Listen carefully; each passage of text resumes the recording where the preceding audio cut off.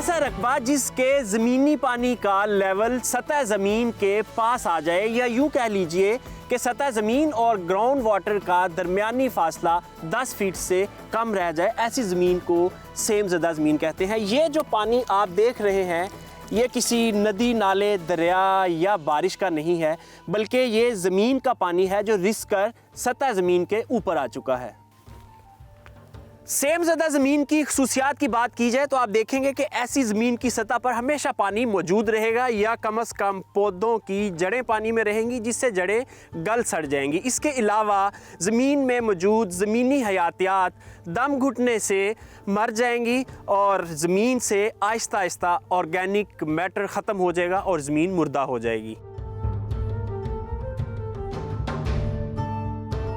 वक्त गुजरने के साथ साथ आप देखेंगे कि ज़मीन की सतह पर काला या सफ़ेद रंग का कलर बनना शुरू हो गया है, और अब ये वो स्टेज है जब आपकी ज़मीन मुकम्मल तौर पर मुर्दा हो चुकी है और सॉइल रिक्लेमेशन के बगैर अब आप यहाँ काश्तकारी नहीं कर सकते।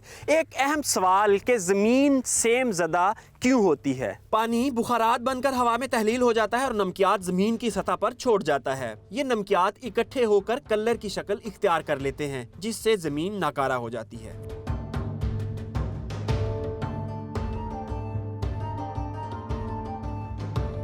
पाकिस्तान में दुनिया का सबसे बड़ा नहरी निज़ाम पाया जाता है। जहाँ जहाँ से दरिया और नहर गुजरते हैं उनके साथ पानी रिस कर जमीन में आ जाता है। इसके अलावा ज्यादा बारिशों की सूरत में भी नशेबी इलाकों में पानी जमा होने से जमीन सेम की हालत में आ जाती है। अगर जल्द पानी का अखराज ना हो तो ये पानी जमीन को शदीद नुकसान पहुँचाता है। इसके अलावा समंदर के साथ वाक़े रकबा भी अक्सर सेम ज़दा ही रहता है।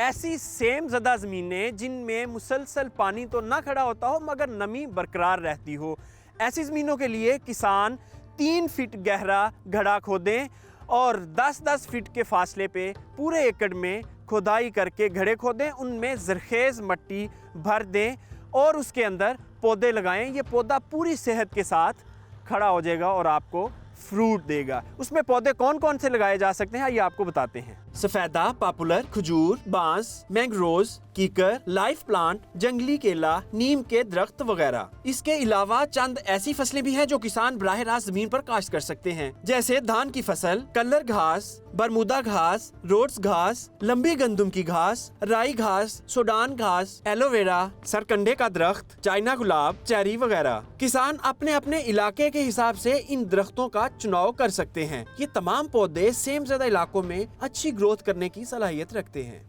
हमारे किसान भाई इस तरह की सेम ज़दा बंजर ज़मीन को इस तरह की ज़रखेज़ ज़मीन कैसे बना सकते हैं बग़ैर किसी हुकूमती मुदाखलत के?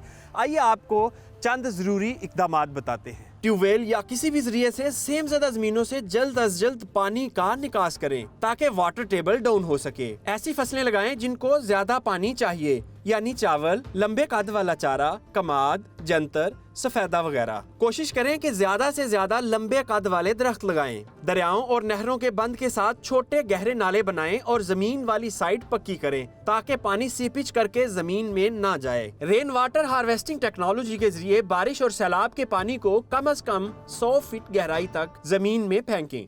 सेम ज़दा ज़मीनों की साइंसी बुनियादों पर इस्लाह किस तरह हो सकती है और किसान किस तरह यहाँ फौरी तौर पर फसलें लगा सकते हैं और कौन कौन सी फसलें लगा सकते हैं, ये सब जानने के लिए हम आपको लिए चलते हैं साइम रशीद साहब के पास। माहिर ज़राअत है साइम साहब और बड़ी गहरी नज़र रखते हैं पाकिस्तान के सॉइल स्ट्रक्चर पे। अस्सलाम वालेकुम सर, और बताइएगा कि किस तरह हम अपनी ज़मीन को, सेम ज़दा ज़मीन को सही कर सकते हैं। बेंजामिन साहब, सेम ज़दा ज़मीन का सबसे पहले तो आपने डिसाइड करना है कि ज़मीन में कौन सा सेम आपका है। अगर आपकी ज़मीन वाटर लॉग है, वाटर पानी नीचे से आपका ऊपर आ चुका है, तो उसमें तो सबसे पहले आपने कोशिश करनी है कि पानी का निकास किया जा सके और उसमें आप लगाएं, आप पॉपुलर लगा सकते हैं, आप उसमें यूकलिप्टस जिसे सफेदा कहते हैं वो लगा सकते हैं, जंगली कीकर लगा सकते हैं।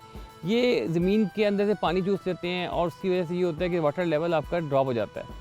तो उसके बाद आपकी ज़मीन के अंदर ये प्रमाण चलते हैं और फार्मर को बग़ैर ज़्यादा मेहनत के ये उसको अच्छी एक इनकम हासिल हो सकती है। बांस है, बांस भी पानी बहुत मांगता है, लेकिन सेम ज़्यादा ज़मीनों में जो कि बांस होता है उसको नमकियात वाला पानी नहीं चाहिए होता, तो वो सेम ज़्यादा ज़मीनों पे नहीं लगाना चाहिए। गन्ना बहुत पानी मांगता है, लेकिन गन्ना भी ग्लाइकोफाइट है, तो उसको भी सेम ज़्यादा ज़मीनों पे नहीं लगाना चाहिए।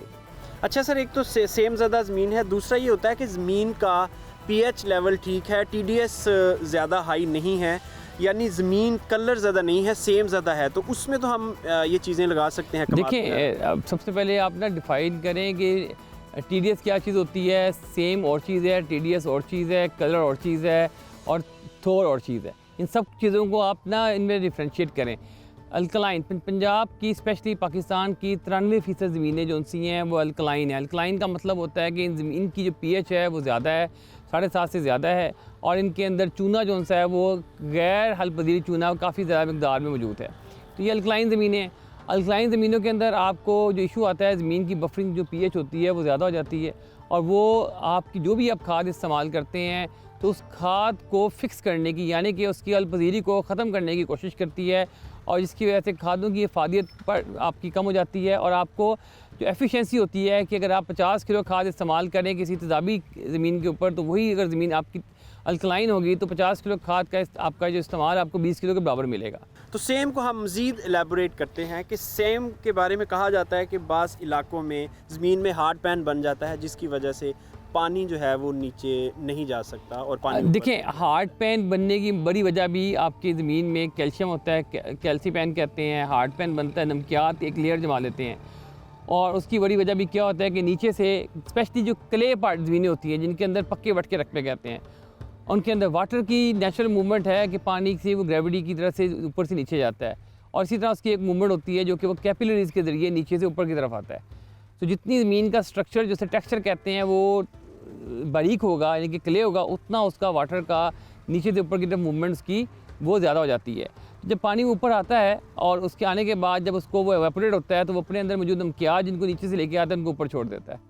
ठीक है, ये आपका कलर बन जाता है, लेकिन जब तक पानी स्टे करता है आपका सेम होता है। इसका हार्ड पैन किस तरह तोड़ा जाए? हार्ड पैन के मुख्तलिफ तरीक़ेकार हैं। सबसे पहले हार्ड पैन का तरीक़ाकार ये है कि आप चीज़ल का इस्तेमाल करें हल्का, और इसके अलावा आप ऐसी ज़मीनों में जहाँ पर आपको आप राई ग्रास लगा दें मुख्तलिफ स्पैन्स के ऊपर, ऐसी फसलें लगाएं जो कि डीप रूटेड होती हैं, या ऐसे दरख्त लगा दें पॉपुलर वगैरह के मुख्तलिफ मकामात पे 1 एकड़ के बंदों के ऊपर, जहाँ से वो डीप रूटेड होते हैं, और वहाँ से जो आपका एक्सेस वाटर है उसको वाटर रिचार्ज मिल जाता है, वो नीचे चले आता है ज़ेर ज़मीन। सर ये फरमाइएगा कि हमारे रकबे में सेम बढ़ती क्यों जा रही है, मुसलसल बढ़ रही है, कम होने की बजाय हमारे जो सेम ज़्यादा रकबे हैं ये बढ़ रहे हैं, इसकी क्या वजह है? सेम ज़्यादा रकबों के बढ़ने की मेन वजह ये है कि हमारे जो से वाटर चैनल्स हैं, नहरें या खाले हैं, वो सारे के सारे कच्चे हैं, मेजॉरिटी कच्चे हैं, और उसकी वजह से क्या होता है 25 से 30% पानी जो सा होता है वो सीपेज करके, यानी कि ज़ेर ज़मीन उसका बह कर वो आपके साथ वाले रकबों में चले जाता है, वहाँ से वो अपना वाटर लेवल उसका इंक्रीज़ हो जाता है। अगर साथ वाले रकबे में आपके नमक ज़्यादा है, नीचे नमक है, तो वो पानी जब ऊपर चढ़ता है, लेवल बढ़ाता है, तो अपने साथ नमक भी ऊपर ले आता है।